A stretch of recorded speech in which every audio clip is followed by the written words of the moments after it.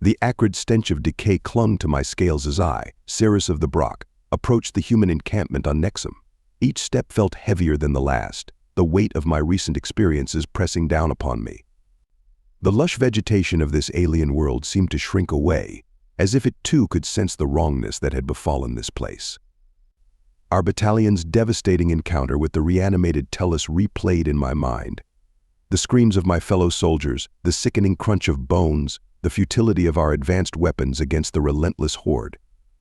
I shuddered, my tail twitching involuntarily at the memory. As I neared the perimeter of the human base, I steeled myself. These bipedal mammals were our allies, and they needed to be warned. They needed to flee before they, too, fell victim to the horror that had consumed the Tellus. Halt. Identify yourself, a human sentry called out, his weapon trained on me. I raised my clawed hands in a gesture of peace. I am Cirrus, emissary of the Brock. I bring urgent news for your leader. The sentry eyed me warily before speaking into a communication device. Moments later, a tall, broad-shouldered human emerged from the largest structure in the camp. His uniform identified him as Captain Mike Sullivan, the commanding officer of this outpost. Cirrus Sullivan nodded in greeting, his face etched with concern. You look like you've seen better days. What's the situation? I took a deep breath, my forked tongue flicking out to taste the air. How could I explain the inexplicable? Captain Sullivan, I bring grave tidings. The Tellus, they are no more. Or rather they are, but they aren't. But they aren't. Sullivan's brow furrowed. You're not making much sense, Cirrus. What happened to the Tellus? They're dead, I blurted out, my usual composure cracking. But they walk. They attack without reason or mercy. We lost an entire battalion to them. Our weapons, our tactics, nothing worked. They just kept coming, waves upon waves of rotting flesh with an insatiable hunger. I expected shock, horror, or at least grave concern from the human captain. Instead, a strange glint appeared in his eyes. Was that excitement? Dead but walking. You say? Sullivan stroked his chin thoughtfully. And they attack the living? Mindless? Hungry? I nodded, confused by his calm demeanor. Yes, exactly. Captain, you must understand the gravity of this situation. Your people are in terrible danger. We must evacuate immediately before. Sullivan held up a hand, cutting me off. A slow smile spread across his face, and he turned to address the growing crowd of humans that had gathered around us. Ladies and gentlemen, he announced, his voice carrying a note of what almost sounded like glee. It seems our Brock allies have encountered what we humans like to call zombies. The reaction from the humans was unlike anything I could have anticipated. Instead of fear or panic, a wave of excitement rippled through the crowd. Some cheered, others laughed, and I even saw a few exchange what appeared to be currency. As I stood there, utterly baffled by their response, I couldn't help but wonder what had I just unleashed. I stood there, my scaled jaw slack with disbelief, as the humans around me erupted into a frenzy of activity. Captain Sullivan's announcement had transformed the somber military outpost into what appeared to be a festival ground. The cognitive dissonance was enough to make my head spin. Zombies, I finally managed to sputter. You know of these abominations. Sullivan clapped a hand on my shoulder, nearly knocking me off balance. Know them? Cirrus, my scaly friend, we've been dreaming about this day for millennia. Before I could formulate a response, a boisterous voice cut through the commotion. Hot damn, it's finally happening. A lanky human with a scraggly beard and wearing what appeared to be a shirt made from a flag pushed his way through the crowd. He was grinning from ear to ear, revealing a set of imperfect teeth. Cirrus Sullivan said, "Meet my second in command, Lieutenant Cletus Johnson. Cletus, our Brock ally here, has just confirmed that we've got ourselves a good old-fashioned zombie apocalypse on our hands." Cletus let out a whoop that made me flinch. Well, butter my butt and call me a biscuit. I knew all them years of watching The Walking Dead would pay off. I blinked rapidly, my nictitating membrane struggling to keep up with my confusion. I don't understand. You're excited about this catastrophe? These creatures decimated our forces. They're an unstoppable plague. Sullivan and Cletus exchanged a look that I can only describe as gleeful. Unstoppable, Cletus drawled. Shoot, son, you ain't seen nothing yet. We've been preparing for this since before we figured out how to make fire. What Cletus means, Sullivan interjected, seeing my bewilderment, is that zombies have been a part of human culture for a very long time. We've spent centuries imagining this scenario, creating strategies, weapons, and even entertainment around it. Entertainment, I echoed weakly. Oh yeah, Cletus chimed in. Movies, TV shows, books, video games. Hell, we even got zombie runs where folks dress up like the undead for fun. My tail drooped in confusion. But why? Sullivan's expression turned thoughtful. It's hard to explain, Cirrus. I suppose, in a way, zombies represent a lot of humanity's deepest fears: death, loss of self, the collapse of society. By imagining these scenarios, we've been preparing ourselves mentally and physically for any catastrophe. And now, Cletus added with a wild grin, we finally get to put all that preparation to the test. Hoo boy, them zombies ain't gonna know what hit 'em. As if on cue, the humans around us began to mobilize. I watched in amazement as they pulled out crates of equipment that seemed specifically designed for this very situation. Bladed weapons, reinforced armor, and an array of firearms I had never seen before. Captain, a young soldier called out, "Should we begin implementing Protocol Romero?" Sullivan nodded firmly. Absolutely. And let's not forget about Operation Brooks. Cletus, I want you to start retrofitting our vehicles according to Plan Max. Cletus snapped a salute that somehow managed to look both respectful and irreverent. You got it, boss. I've been itching to turn that old combine harvester into a zombie mincing machine. As the humans scurried about with purposeful excitement, I stood rooted to the spot, my mind reeling. We had come to warn them of impending doom, only to find that they had been eagerly awaiting this moment for generations. I couldn't help but wonder if this was how humans reacted to a zombie apocalypse. What other surprises did these enigmatic allies of ours have in store? The human encampment had transformed into a hive of activity, buzzing with an energy that was equal parts terrifying and awe-inspiring. I found myself swept along in the current of their enthusiasm, my earlier dread giving way to a morbid curiosity. Captain Sullivan barked orders left and right, orchestrating the chaos with practiced ease. Johnson, how's that vehicle modification coming along? Cletus's voice rang out from somewhere behind a massive earth-moving machine. Almost done, Cap. Just gotta secure these chainsaw blades to the front bumper. I blinked in disbelief. You're attaching cutting implements to your vehicles. Sure, our Cletus emerged, his face smeared with grease and his eyes gleaming with maniacal glee. Ain't nothing gonna stop my zombie dozer. Sullivan nodded approvingly. Good work, Cletus. What other ideas have you got cooking in that twisted mind of yours?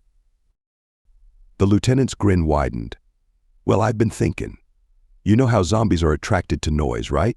What if we rig up some of them big old speakers to our trucks and blast some Leonard Skynyrd? We could lead them undead suckers right where we want them. I expected the captain to dismiss such an outlandish idea, but to my surprise, he looked thoughtful. Not bad, Johnson. Not bad at all. See to it. As Cletus scurried off, whooping with delight, I turned to Sullivan. Captain, surely you don't intend to combat this threat with music. He chuckled. Cirrus, in situations like these, unconventional thinking can be our greatest asset. Cletus may seem eccentric, but his ideas have merit. Before I could respond, a young soldier approached, her arms laden with an assortment of weaponry that made my scales itch. Sir, the armory is prepped and ready for distribution. Sullivan nodded. Excellent. Cirrus, care to take a look at humanity's answer to the zombie threat? He led me to a large tent where humans were gearing up with an efficiency that spoke of countless drills. The array of weapons on display was unlike anything I'd seen in my military career. This here's a tactical shotgun, Sullivan explained, hefting a menacing-looking firearm. Excellent for close-quarter combat. And over there we've got machetes, baseball bats wrapped in barbed wire. And, is that a lawnmower blade on a stick? I stared at the crude but undoubtedly lethal implement. Your people weaponize gardening tools. When it comes to zombies, anything can be a weapon if you're creative enough, Sullivan grinned. Just then, Cletus burst into the tent, his arms full of what appeared to be small metal canisters. Hey Cap, I've been thinking about them zombies' sense of smell. What if we whip up some stink bombs using my Uncle Jeb's secret hot sauce recipe? Might confuse their senses. Sullivan stroked his chin thoughtfully. Interesting idea, Cletus. Run it by Dr. Martinez in the lab. She might be able to help you refine it. As Cletus darted off again, I turned to Sullivan, my head spinning. Captain, I must admit, I'm having trouble reconciling all of this. How can you be so prepared for something you've never encountered before? Sullivan's expression softened slightly. Cyrus, humanity has always been fascinated by its own destruction. Zombies, in particular, represent a unique threat, one that we've explored in countless stories and simulations. In preparing for this fictional scenario, we've inadvertently prepared for numerous real-world threats. He gestured around the bustling camp. What you're seeing isn't just preparation for zombies. It's the culmination of centuries of human ingenuity, adaptability, and our innate drive to survive against all odds. As I watched the humans continue their preparations, a mix of crude weaponry and advanced technology, all backed by an unexpected level of strategic thinking, I began to understand. These weren't just soldiers gearing up for battle, this was a species fulfilling what they saw as their destiny. And as unsettling as it was, I couldn't help but feel a glimmer of hope. If anyone could survive this zombie apocalypse, it just might be these strange, enthusiastic humans. Suddenly, a loud explosion rocked the camp. Cletus's voice rang out, "Don't worry, folks. Just testing out my new zombie-repellent firecrackers. Yeehaw." Sullivan sighed, a mix of exasperation and fondness on his face. "Come on, Cyrus. Let's make sure Cletus hasn't accidentally started the apocalypse before the zombies even get here." As we hurried towards the source of the commotion, I realized that the real adventure was only just beginning. The pre-dawn air was thick with anticipation as we approached the outskirts of the nearest Tellus city. I found myself in the lead vehicle with Captain Sullivan and Lieutenant Johnson, my claws digging into the seat as Cletus navigated the terrain with reckless abandon. "Woo-hoo! This is better than driven through Old Man Jenkins' corn maze," Cletus hollered, swerving around debris. Sullivan checked his weapon one last time before turning to address the convoy through the comm system. "All right, people, this is what we've been preparing for. Remember your training, stick to your teams, and for God's sake, aim for the head." As we crested a hill, the ruins of the Tellus city came into view. Even from this distance, we could see shambling figures moving aimlessly through the streets. The sight sent a shiver down my spine, memories of our previous encounter flooding back. "There they are," I whispered, dread pooling in my stomach. "Captain, are you certain about this? Perhaps we should." Now, Cletus, Sullivan interrupted, a fierce grin on his face. Before I could react, Cletus flipped a switch on the dashboard. Suddenly, the air was filled with an ear-splitting cacophony of sound. It took me a moment to realize it was music, if you could call it that. "Sweet Home Alabama," Cletus bellowed along with the lyrics, as the zombies began to take notice of our presence. Sullivan chuckled at my bewildered expression. "Leonard Skinner, Cyrus. Classic zombie-killing music." As if on cue, the horde began to move towards us, drawn by the thunderous sounds. That's when I noticed something peculiar about our vehicle. "Is that a plow attachment?" I asked, pointing at the front of our transport. Cletus's grin widened. "Sure is. Watch this." With a whoop of joy, he floored the accelerator. Our vehicle surged forward, the makeshift plow smashing into the first wave of zombies. Bodies flew left and right, the sickening crunch of impact barely audible over the blaring music. "Yeah, that's what I call zombie bowling," Cletus cheered. Sullivan was already barking orders into his comm. "Team Alpha, flank left. Bravo, take the right. Charlie, you're on crowd control. Remember, funnel them towards the kill zone." I watched in awe as the human squads moved with practiced precision. They broke off into smaller units, each seeming to have a specific role in this macabre dance of destruction. One team, led by a burly woman wielding what appeared to be a modified chainsaw, carved through the zombies with terrifying efficiency. Another group used riot shields to corral the undead, herding them towards a pre-prepared area lined with what Cletus had earlier referred to as zombie zappers. Cletus, Sullivan called out, "Time to deploy the stink bombs." "You got it." Cap Cletus reached behind his seat and pulled out a crate of the canisters he'd been working on earlier. "Fire in the hole." He lobbed several of the devices into a dense cluster of zombies. They exploded with a soft pop, releasing a noxious cloud that made my eyes water, even from inside the vehicle. The effect on the zombies was immediate. They began to stumble about in confusion, bumping into each other and wandering aimlessly. "Hot diggity," Cletus exclaimed. "Aunt Mabel's 5-alarm chili sauce really did the trick." As we plowed through another group of disoriented undead, I couldn't help but marvel at the effectiveness of these seemingly ridiculous tactics. The humans were making short work of a threat that had decimated our Brock forces. Sullivan must have noticed my expression. "Impressive, isn't it?" he said with a hint of pride. "This is the result of centuries of zombie fiction combined with good old human ingenuity." I've never seen anything like it," I admitted, watching as a soldier with a baseball bat studded with nails dispatched 3 zombies in quick succession. "Well, buckle up," Cyrus Cletus called back. "The real fun's just startin'. Hey Cap, can I try out my zombie lasso idea now?" Sullivan sighed, but I could see the corners of his mouth twitching upward.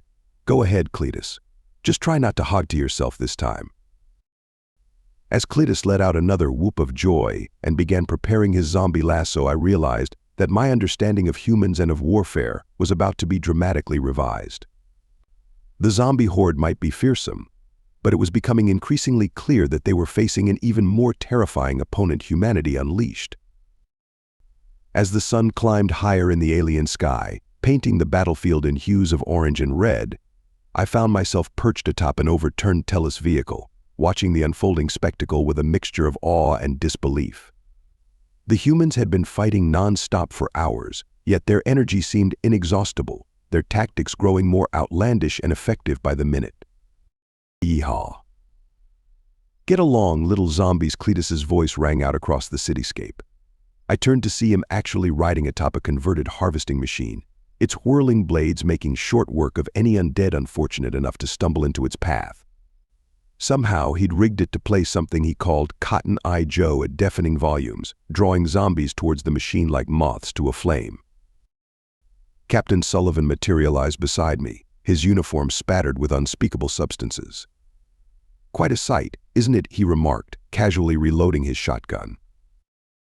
I nodded, still struggling to process the scene before me. I don't understand.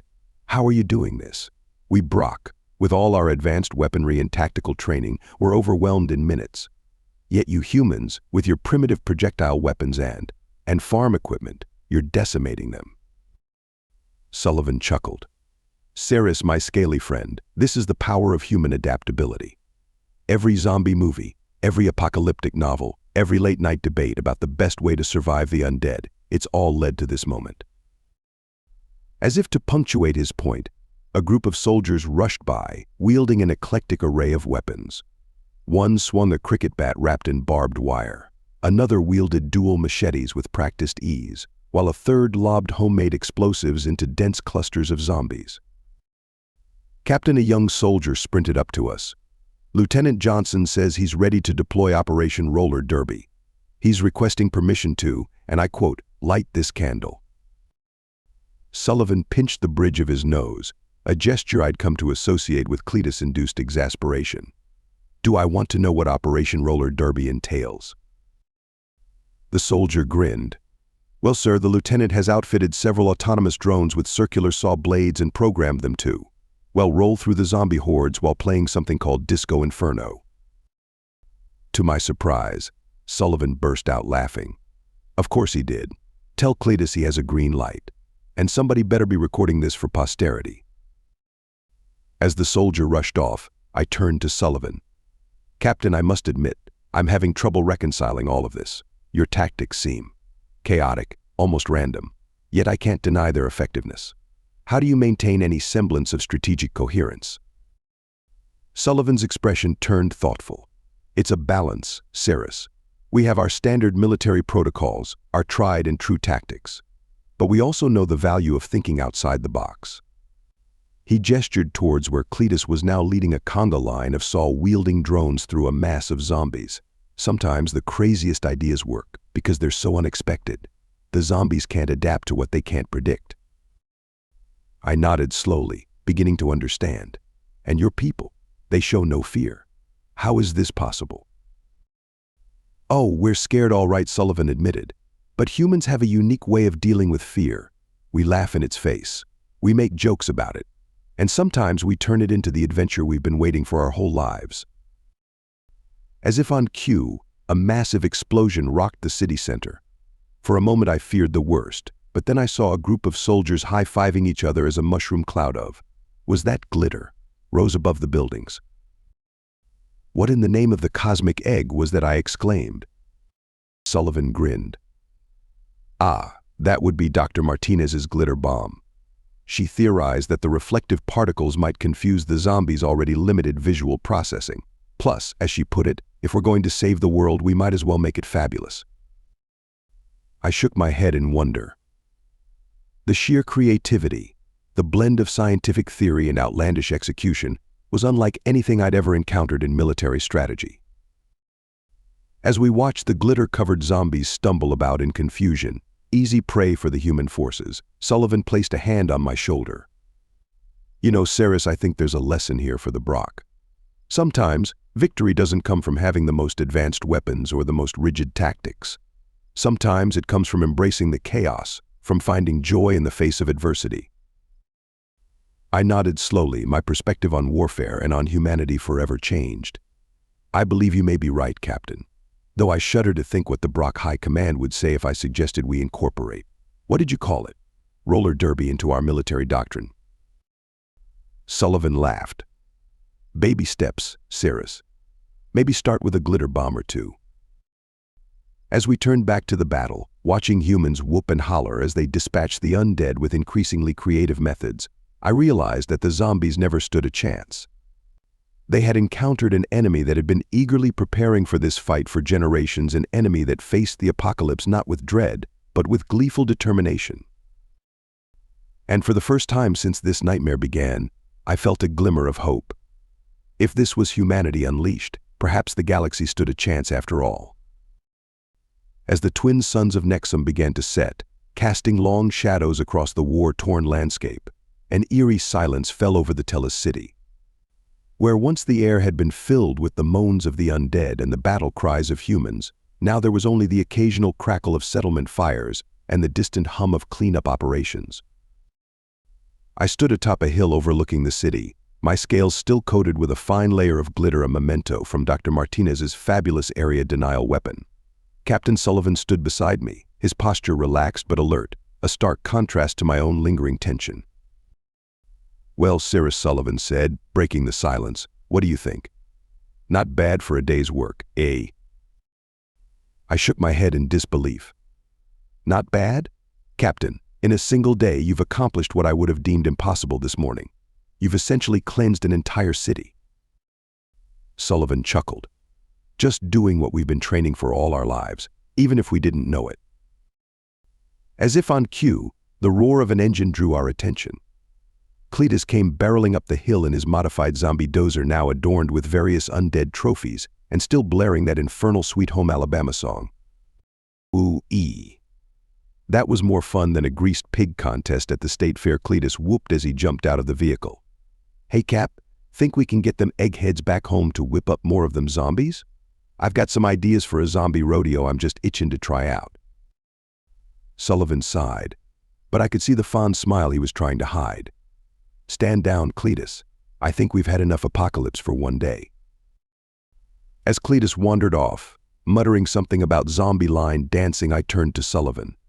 Captain, there's something I still don't understand. How did you know what to do? How could you have possibly prepared for something you'd never encountered before?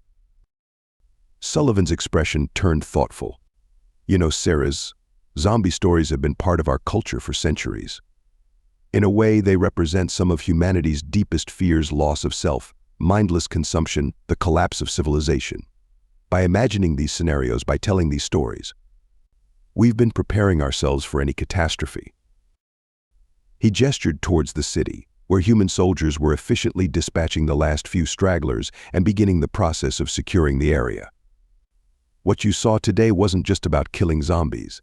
It was about human adaptability, our ability to face our fears head-on, and our knack for finding humor and excitement even in the darkest situations. I nodded slowly, beginning to understand. So when we came to warn you of impending doom, you actually gave us the opportunity we'd been subconsciously waiting for. Sullivan finished. A chance to prove to ourselves that we could face the unimaginable and come out on top. As we watched the cleanup crews move through the city with impressive efficiency, I couldn't help but marvel at the contrast between the morning's chaos and the evening's ordered operation. I said, when we first encountered these zombies, we thought we were bringing you a warning of certain doom. Instead, we seem to have given you, what? A chance to fulfill some sort of species-wide fantasy. Sullivan laughed heartily. Something like that.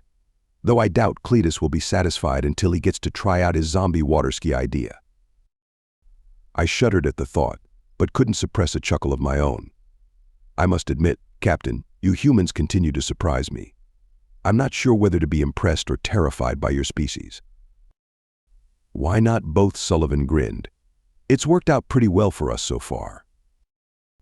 As the last rays of sunlight faded from the sky, I gazed out over the reclaimed city. In just one day, I had seen humanity at its most creative, most determined, and yes, perhaps its most insane. They had faced a nightmare scenario with enthusiasm, tackled an impossible challenge with ingenuity, and emerged victorious with smiles on their faces and songs in their hearts.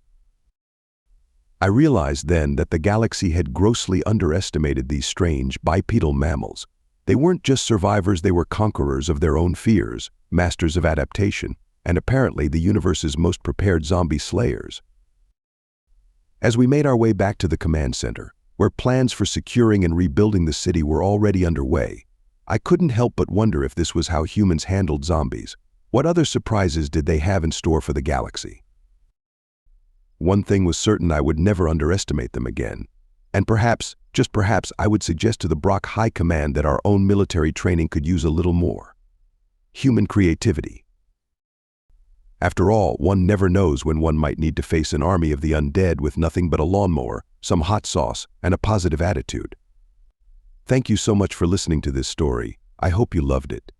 Please remember to subscribe if you did like it so you can see more videos like this. And please give us a like and a comment too. I'll see you in the next one.